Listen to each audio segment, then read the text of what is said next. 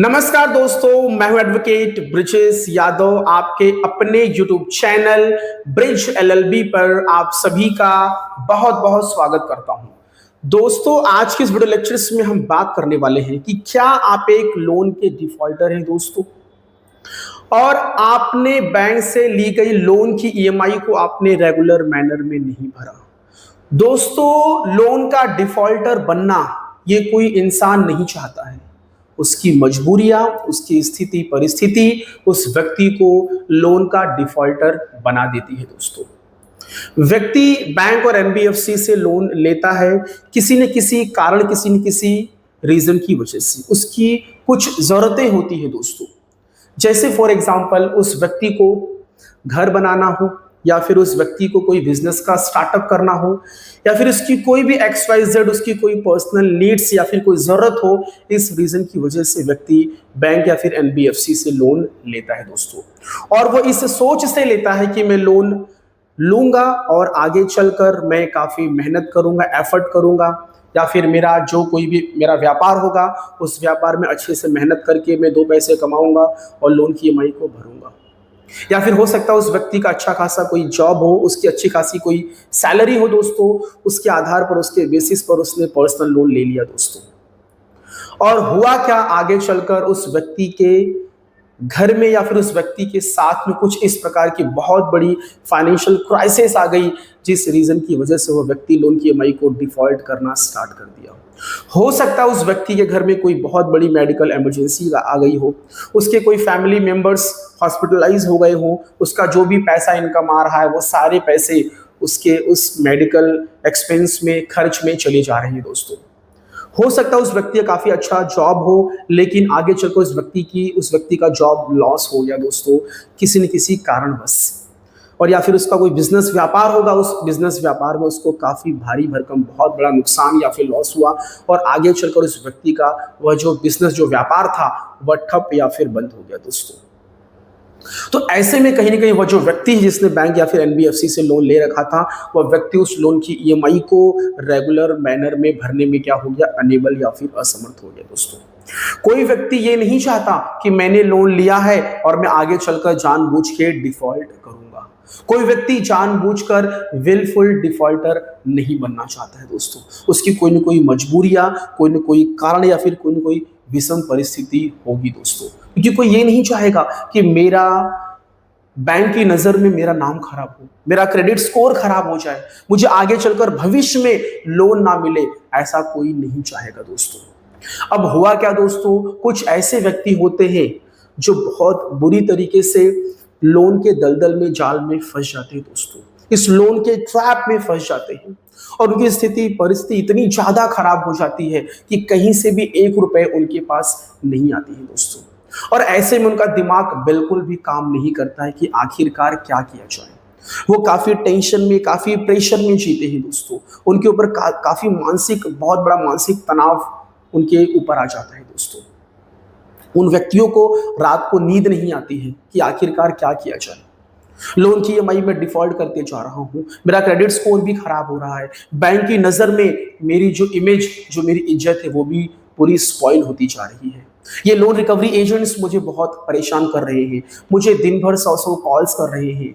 समाज, सोसाइटी, मोहल्ले में मेरी बेइज्जती है, मेरी जो एक अच्छी खासी जो रेपुटेशन थी उसको स्पॉइल किया जा रहा है। तो ये सारी चीजों का काफी बहुत बड़ा उसके ऊपर, उस व्यक्ति के ऊपर टेंशन, प्रेशर और एक मानसिक तनाव बनता जा रहा है। वो व्यक्ति काफी टूट चुका है कि आखिरकार क्या किया जाए। अच्छा, ऐसे तैसे उस व्यक्ति ने अपने आप को संभाल तो लिया, लेकिन अब पैसे नहीं आ रहे हैं। उस व्यक्ति के साथ में ऐसी कोई घटना घट गई है कि अब आगे चल के भविष्य में वो अपना कोई बिजनेस, व्यापार भी चालू नहीं कर सकता है, ना तो वो काम धंधा जॉब कर सकता है। उसके साथ में कोई ऐसा इंसिडेंट या फिर उस व्यक्ति को कोई बहुत बड़ी, समझ लो कोई बहुत बड़ी डिजीज या फिर बीमारी हो गई दोस्तों, जो भी छोटी मोटी कमाई आ रही, जो भी छोटे मोटे जो भी इनकम, पैसे आ रहे हैं, वो सारे पैसे उसके मेडिकल एक्सपेंस में चले जा रहे हैं। उस व्यक्ति के साथ में कोई दुर्घटना घट गई, वो व्यक्ति हैंडीकैप्ड हो गया, घर पे परमानेंटली वो बेड रेस्ट पे चला गया दोस्तों। वो व्यक्ति अकेले घर में एक इनकम जनरेट करने वाला एक अकेला व्यक्ति था, उसकी भी पूरी कमाई पूरी तरीके से ठप हो गई दोस्तों। तो मेरे बहुत सारे ऐसे यूट्यूब के जो दर्शक हैं, जो व्यूअर्स हैं, इवन तो मेरे कुछ ऐसे क्लाइंट्स हैं जो जिन्होंने कुछ समय तक रेगुलर मैनर में उस बैंक और एनबीएफसी की ईएमआईज को भरा, लेकिन आगे चलकर उन व्यक्तियों ने अपने आप को सरेंडर कर दिया। उन व्यक्तियों ने यहां तक ये कह दिया कि सर मेरे पास लोन का सेटलमेंट तक करने का पैसा नहीं है, अब मैं क्या करूं? सर मुझे प्लीज गाइड करिए, सर क्या करूं? मैं सेटलमेंट तक का भी पैसा नहीं दे सकता हूं, मेरी स्थिति इतनी ज्यादा खराब हो गई है, घर चलाने तक के पैसे यदि मुझे मिल जाए तो मेरे लिए बहुत बड़ी बात होगी। घर में माँ बाप हैं, बच्चे हैं, फैमिली है, जो भी है, मेरा एक परिवार है, उनको चलाने के लिए रोजमर्रा की जो खर्चे हैं वो मुझे मिल जाए तो मेरे लिए बहुत बड़ी बात होगी। मेरे पास लोन का सेटलमेंट करने तक का पैसा नहीं है मेरे पास, सर मुझे क्या करना चाहिए? मैं काफी डिस्टर्ब हो चुका हूं, मैं काफी टूट चुका हूं, मुझे कुछ नहीं समझ में आ रहा है कि मैं क्या करूं, अपना घर चलाऊं कि लोन की ईएमआई भरूं कि मैं सेटलमेंट करूं, मैं क्या करूं? मुझे बताइए, मुझे गाइड करिए, मुझे रास्ता दिखाइए। तो दोस्तों एक चीज मैं क्लियर करना चाहता हूं, यदि आप पर्सनल लोन के दलदल में फंस गए हैं, यदि आप अनसिक्योर्ड लोन के जाल में, दलदल में, ट्रैप में फंस गए हैं दोस्तों, और आपके पास सेटलमेंट करने तक के पैसे नहीं हैं, तो ऐसे में आपको दोस्तों टेंशन, चिंता, प्रेशर, मानसिक तनाव, अपने आप को अंदर से तोड़ लेना, ऐसा बिल्कुल भी आपको नहीं करना है दोस्तों। मैं आपको सॉल्यूशंस दूंगा दोस्तों, मैं आपको रास्ता दिखाऊंगा, मैं आपको उसका उपाय बताऊंगा। चिंता, टेंशन, प्रेशर, ये इसका सॉल्यूशन, इसका हल नहीं है दोस्तों। दोस्तों आपने पर्सनल लोन लिया है, आप मल्टीपल पर्सनल लोन के जाल में फंस चुके हैं, आपने मल्टीपल क्रेडिट कार्ड्स लिए हैं, उसकी बिल जनरेट हो गई है, उसके बिल का अमाउंट भी आप नहीं भर पा रहे हैं। बैंक और एनबीएफसी आपको सेटलमेंट का लेटर, ऑफर, प्रस्ताव दे रही है। रिकवरी एजेंट्स घर पे आपको आके बोल रहे कि भैया 20% में सेटलमेंट कर लो, 50% में सेटलमेंट कर लो। सर सेटलमेंट करने तक के पैसे नहीं है सर, क्या करूं? प्लीज गाइड करिए। तो दोस्तों आपने पर्सनल लोन लिया है, आपने अनसिक्योर्ड लोन लिया है दोस्तों। आपने इस लोन में, जब आप लोन ले रहे थे तो आपने इसमें अपनी कोई भी प्रॉपर्टी, संपत्ति, कुछ भी आपने गिरवी नहीं रखा है दोस्तों, ठीक है? अगर गिरवी रखा होता तो उस बैंक और एनबीएफसी उसको सेल करके, उसको उसका ऑक्शन करके, नीलामी करके वो अपने पैसे रिकवर कर लेती। ओके, सो दोस्तों देखिए, ये जो मैं वीडियोस बना रहा हूं ये उनके लिए बना रहा हूं जिनके पास 1 रुपए भी नहीं है, सेटलमेंट करने तक के पैसे नहीं उनके पास। यदि आपके पास पैसे हैं तो आपको इनके पैसे देने हैं दोस्तों। मैं आपको तनिक भी यहां पे आपको प्रोत्साहित और मोटिवेट करने बिल्कुल भी नहीं आया हूं कि पैसे है तो फिर भी मत दीजिए। दोस्तों आपके पास पैसे हैं तो आपको पैसे देने हैं। सेटलमेंट करने तक के पैसे नहीं है, नहीं दोगे, सेटलमेंट करवा लोगे तो इसमें आपका नुकसान है, आपका क्रेडिट स्कोर आपका खराब होगा, ठीक है? तो ये जो वीडियोस में बना रहा हूं ये मैं उनके लिए बना रहा हूं जिनकी स्थिति, परिस्थिति एकदम खराब हो चुकी है, जो फाइनेंशियली एकदम पूरी तरीके से टूट चुके हैं, ये उनके लिए है दोस्तों। तो आपके पास पैसे हैं, पैसे का जुगाड़ हो सकता है, अरेंजमेंट हो सकता है, यहां वहां से कहीं से भी यदि हो सकता है तो आपको इन बैंक और एनबीएफसी के आपको पैसे देने हैं दोस्तों। यदि पैसे नहीं हैं तो फिर क्या किया जाए? सेटलमेंट करने तक के पैसे नहीं है, ईएमआई भरने तक के पैसे नहीं है, कुछ समय तक अपने आप को मैं किसी भी तरीके से एनपीए अकाउंट, एनपीए होने से मैं बचा सकूं, उतने भी पैसे नहीं है, तो सर क्या करें? तो दोस्तों आपने पर्सनल लोन लिया है, आपने अनसिक्योर्ड लोन लिया है दोस्तों। तो ऐसे केस में अधिक से अधिक क्या हो सकता है दोस्तों? यदि लोन की अमाउंट छोटी मोटी है, 1 लाख रुपए है, 50,000, 1.5 लाख, 2 लाख है दोस्तों, तो ऐसे केस में क्या होगा? यदि आपने लोन की ईएमआई नहीं भरी तो आगे चल के 1, 2, 3 ईएमआई आपकी लगातार डिफॉल्ट होगी, बाउंस होगी, ठीक है, मिस हो जाएगी। तो 3 ईएमआई डिफॉल्ट होने के बाद बैंक और एनबीएफसी आपको मैसेज, आपको नोटिस भेजेगी कि भैया आपका लोन अकाउंट हम एनपीए में कैटेगराइज कर देंगे यदि आपने पैसे नहीं भरे। तो 3 ईएमआई मिस और डिफॉल्ट होने के बाद, ठीक है, 92 डेज 92 दिन के बाद आपका लोन अकाउंट एनपीए में कैटेगराइज हो जाएगा, नॉन परफॉर्मिंग एसेट्स। ठीक है, बैंक और एनबीएफसी ये समझ लेगी भैया कि मुझे इस लोन अकाउंट से ना तो मुझे कोई प्रिंसिपल अमाउंट आ रहा है, ना तो कोई ईएमआई, ना तो कोई अमाउंट, ना तो कोई जो भी इंटरेस्ट, पेनाल्टी, ब्याज, कुछ भी नहीं मुझे आ रहा है। तो उस लोन अकाउंट को वो बैंक और एनबीएफसी वाले क्या कर देंगे, नॉन परफॉर्मिंग एसेट्स में कैटेगराइज कर देंगे दोस्तों। ठीक है, उसके बाद वो क्या करेंगे, आपके ऊपर लीगल एक्शन ले सकते हैं कि भैया आपको लीगल नोटिस आपको वो भेज सकते हैं। ठीक है, तो दोस्तों होता क्या है, इसमें पर्सनल लोन में मैक्स टू मैक्स आगे चल के आपको सेटलमेंट का आपको प्रस्ताव और ऑफर आ सकता है 15 से 20% पे दोस्तों। सेटलमेंट करने तक के पैसे नहीं है आपके पास तो 10 से 15% का आपको ऑफर आ सकता है दोस्तों। अगर आपने अपनी परिस्थिति से आपने अवगत करवाया, आपने प्रायर नोटिस भेजी, आपने प्री इंटीमेशन रिक्वेस्ट लेटर भेजा, तो हो सकता है मे बी कि आपको 10 या फिर 15% के अमाउंट पे भी सेटलमेंट का आपको प्रस्ताव मिल सकता है, ऑफर मिल सकता है दोस्तों। पैसे हैं तो उतने पैसे देकर सेटलमेंट करवा लीजिए, कर्ज मुक्त हो जाइए। अब उतने अमाउंट भी देने के पैसे नहीं है तो क्या करूं सर मैं, तो क्या करिए, जो भी कानूनी प्रक्रिया उसको आपको फॉलो करना है। लीगल नोटिस आई, रिप्लाई फाइल करें, प्रायर नोटिस भेजें। अब होगा क्या, देखिए छोटे मोटे अमाउंट के 1,50,000 रुपए के लिए तो बैंक कोर्ट में जाएगी नहीं, जहां तक कि मेरा ये एक्सपीरियंस अनुभव है कि बैंक नहीं जाएगी। ठीक है, अगर बैंक बोलती है कि भैया हम आपके खिलाफ में सिविल न्यायालय में हम रिकवरी सूट फाइल करेंगे, तो वहां भी जाना मुश्किल है, क्योंकि वहां पे जो भी होता है कोर्ट फीस पहले जमा करनी पड़ती है। जो भी अमाउंट है उस पूरी अमाउंट का जो भी है 1-2% जो भी है वो पर्टिकुलर जिस जिला न्यायालय का मैटर होगा वहां पे डिपेंड करता है कि वो कितना कोर्ट फीस लेते हैं।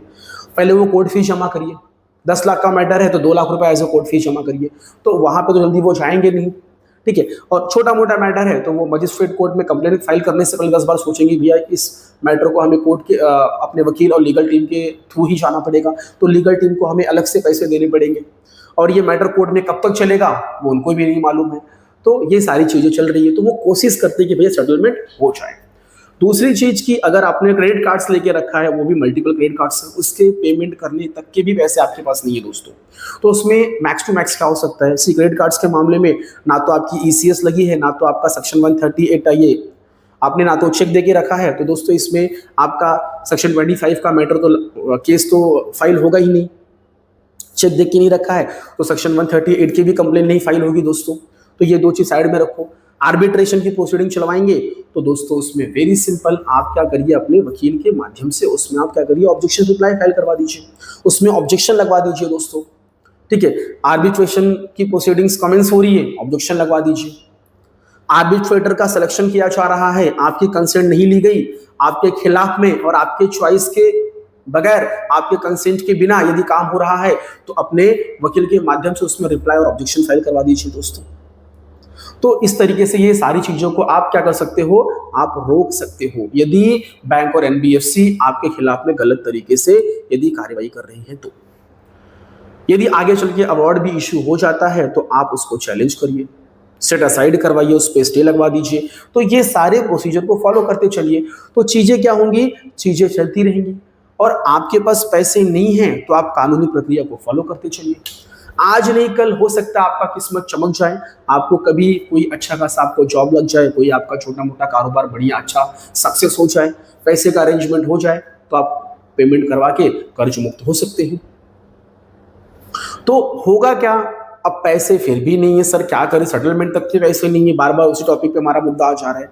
नहीं है तो कानूनी प्रक्रिया फॉलो करिए। इसमें आपको भैया ना तो कोई जेल होगी, ना तो आप अरेस्ट होंगे। ठीक है, और मजिस्ट्रेट कोर्ट में कंप्लेन जाने के चांसेस बहुत कम है। और कभी कभी ऐसा भी होता है कि आपका लोन अकाउंट आगे चल के राइट ऑफ हो जाता है। राइट ऑफ हो गया मतलब खत्म भाई, रिकॉर्ड में से गायब। बैंक की, एनबीएफसी की रिकॉर्ड, जो लेजर फोलियो, जो भी उनका अकाउंट्स होता है उसमें से आपका डेटा डिलीट, गायब। ठीक है, तो ये सारी चीजें हैं। तो होता ये सब जो भी मैंने आपको बताया, अगर आप प्रोसीजर नियम कानून से चलेंगे, पैसे आपके पास नहीं है वो चीज साइड में रखो, अगर आप नियम कानून से चलेंगे तो आपको समय ही समय आपको मिलेगा, लेकिन आपको चीजों को अच्छे से फॉलो करना पड़ेगा दोस्तों। आप फॉलो नहीं करेंगे तो कुछ भी नहीं हो सकता है। कुछ लोग के मन में ये रहता है कि सर अगर मैंने लोन का सेटलमेंट अगर मैंने करवा लिया या फिर मैंने पैसे नहीं दिए तो आगे मेरा क्रेडिट स्कोर खराब हो जाएगा, मुझे भविष्य में लोन नहीं मिलेगा। तो दोस्तों आप बैंक और एनबीएफसी से पैसे ले लेते हो, पैसे देते नहीं हो, फिर आप ये सोचते हो कि मेरा क्रेडिट स्कोर भी अच्छा रहे और मुझे फ्यूचर में लोन भी मिले, तो ये चीज़ नहीं हो सकती दोस्तों। इसके लिए समय लगेगा दोस्तों, 3 से 4 साल आपको रुकने पड़ेंगे। उसके बाद आप कोई भी छोटा मोटा आप कोई सिक्योर लोन ले लीजिए, कोई बाइक का लोन, ठीक है, कोई कार लोन, कोई छोटा मोटा आप सिक्योर्ड गोल्ड लोन ले लीजिए, उसकी ईएमआई एकदम रेगुलर मैनर में भरिए, तो धीरे धीरे आपका जो क्रेडिट स्कोर है वो धीरे धीरे आपका लेवल्ड हो जाएगा। और उसके बाद धीरे धीरे पर्सनल लोन लेना स्टार्ट करें, उसकी ईएमआई को प्रॉपर रेगुलर मैनर भरना स्टार्ट कर दे, तो आपका जो क्रेडिट स्कोर है वो सही हो जाएगा दोस्तों। क्योंकि बैंक भी समझती है कि आदमी की स्थिति परिस्थिति 2 साल 4 साल 5 साल 6 साल खराब होगी, बाद में दोबारा वो जो व्यक्ति है, वो जो डिफॉल्टर है, दोबारा वापस से वो अपने ट्रैक पे आएगा, दोबारा से उसकी फाइनेंशियली जो जो उसकी जो पोजीशन थी वो दोबारा वापस से अच्छी स्ट्रांग हो जाएगी। क्योंकि हर एक इंसान के लाइफ में जीवन में उतार चढ़ाव आता है। आज गरीबी है, आज उसकी फाइनेंशियल प्रॉब्लम्स बहुत ख़राब है, आज उसके घर फाइनेंशियल क्राइसिस बहुत ज़्यादा है, तो आगे चल के आने वाले कुछ दिनों में वो व्यक्ति दोबारा वापस से अपने आप को वेल्थ के मामले में भी स्ट्रांग कर सकता है दोस्तों। बैंक और एनबीएफसी ये समझती इस थॉट से दोबारा वापस से फ्यूचर में आपको लोन दे सकती है दोस्तों। ऐसा नहीं कि क्रेडिट स्कोर आज खराब हो गया तो कभी जिंदगी में नहीं मिलेगा, तो आपको 4 साल 5 साल वेट करना पड़ेगा, दोबारा वापस से आपको लोन मिलेगा। लेकिन आप शुरुआत करिए सिक्योर लोन लेकर, उसकी ईएमआई को रेगुलर मैनर में भरिए, तो दोबारा वापस से आपका जो क्रेडिट स्कोर है वो बढ़िया और अच्छा हो जाएगा दोस्तों। तो डियर फ्रेंड्स, ये सारी चीजें चल रही है, ठीक है। तो क्रेडिट कार्ड्स लेके रखे हो, ना कोई चेक है ना कोई ईसीएस है, तो ये सब कुछ होगा ही नहीं। आपका जो आर्बिट्रेशन का मैंने बता दिया वो चीज़ को फॉलो करिए, रिप्लाई ऑब्जेक्शन फाइल करते चलिए, कोई दिक्कत नहीं होगी। तो क्या करिए, अच्छा कोई आपका कानून का सलाहकार होना चाहिए, उसके सलाह पे आप अपने आप को लेकर चलिए, कोई दिक्कत नहीं होगा दोस्तों, ठीक है। कभी कभी तो ऐसा होता है कि भैया 10-10 15-15% पे भी ऑफर आ जाता है, तो इतने अगर पैसे हैं तो देकर आप कर्ज मुक्त हो जाइए, नहीं है तो नियम कानून फॉलो करिए, ठीक है। तो ये सारी चीज़ चलती है। अब कुछ लोग बोलते हैं कि सर इतनी स्थिति खराब हो गई है कि भैया घर में खाने तक के पैसे नहीं है, अब क्या किया जाए। तो दोस्तों आप अपने आप को इंसॉल्वेंट डिक्लेयर करवा सकते हो, आप डिस्ट्रिक्ट न्यायालय से अपने आप को आप इंसॉल्वेंट डिक्लेयर करवा सकते हैं दोस्तों। एक इंसॉल्वेंसी की एप्लीकेशन होती है, आपको वो डिस्ट्रिक्ट न्यायालय में आपको फाइल करना होता है। यदि आप इंसॉल्वेंट डिक्लेयर हो गए तो भैया आप जितने भी कर्जे आपके ऊपर हैं वो आप कर्ज मुक्त हो जाओगे दोस्तों। तो इंसॉल्वेंसी की प्रक्रिया, इंसॉल्वेंसी की एप्लीकेशन फाइल करके आप जिला न्यायालय में, आप डिस्ट्रिक्ट कोर्ट में भी आप दोस्तों अपने आप को इंसॉल्वेंट आप डिक्लेयर करवा के कि भैया मैं पूरी तरीके से एकदम खत्म हो चुका हूँ, मैं रोड पे आ चुका हूँ, मेरे पास 1 रुपये भी नहीं है, मैं कंगाल हो चुका हूँ। इस प्रकार से एप्लीकेशन, इंसॉल्वेंसी की एप्लीकेशंस लगाकर भी दोस्तों आप बोलते ना कि जो एक प्रेशर था आपके ऊपर वो चीज़ को आप खत्म कर सकते हो दोस्तों। लेकिन इसकी बाकायदा प्रॉपर एक प्रक्रिया होती है, एक जांच होती है दोस्तों, उसको आपको फॉलो करना पड़ेगा। तो डियर फ्रेंड्स, ये सारी चीज़ें मैंने आपको बता दी। यदि आपको कभी बीच में लोक अदालत लगती रहती है, लोक अदालत से यदि आपको लोक अदालत की नोटिस आ जाती है, तो उस लोक अदालत की नोटिस पे भी जाकर आप वहाँ पे अपनी स्थिति परिस्थिति से बैंक को या फिर जो भी प्रिसाइडिंग ऑफिसर्स होंगे उनको आप अवगत करवाइए। वहाँ पर भी आपको एकदम कम से कम ना के बराबर पैसों में सेटलमेंट हो जाएगा दोस्तों। तो इस तरीके से आप करवा सकते हो दोस्तों, यदि आपके पास सेटलमेंट करने तक के भी पैसे नहीं है दोस्तों। तो आपको डरना घबराना बिल्कुल भी नहीं है। चिंता, टेंशन, मानसिक तनाव, अपने दिमाग में गलत गलत थॉट्स लेके आना, गलत ख्यालात लेकर आना दोस्तों, ये सब बिल्कुल भी यूजलेस फालतू है। ये चीज़ को दिमाग में बिल्कुल भी लाइए मत, और अपने काम धंधे, अपने व्यापार पे फोकस करिए और नए नए इनकम जनरेट करने के जरिए ढूंढिए, स्रोत सोर्सेज बनाइए दोस्तों। बैठकर टेंशन लेकर सोचकर कुछ नहीं होने वाला है। लोन रिकवरी एजेंट्स परेशान करते हैं, कोई दिक्कत नहीं, कंप्लेंट फाइल कर दीजिए, आरबीआई में कर दीजिए, बैंक की जो मेन जो हेड ऑफिस है वहाँ पे कंप्लेंट फाइल कर दीजिए दोस्तों, ठीक है। उनसे कैसे निपटना है उसका प्रॉपर एकदम सिस्टमेटिकली वे में उसका जवाब दीजिए।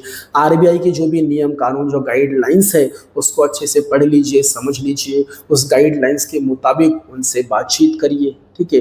तो डरना, सहम के रहना, अपने आप को अकेला महसूस करना, रात को नहीं सोना, यहाँ वहाँ की फालतू बातें दिमाग में लाना, दिस इज़ नॉट सोल्यूशन दोस्तों।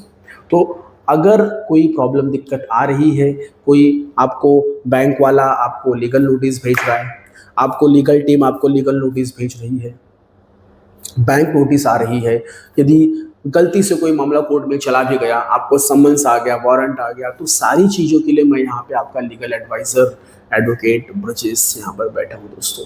आप मुझे अपनी समस्या, अपनी प्रॉब्लम जो भी है मुझे व्हाट्सएप के माध्यम से लिखें, आप कमेंट सेक्शंस में लिखिए, उसकी हर एक चीज़ का मैं आपको जवाब दूँगा दोस्तों।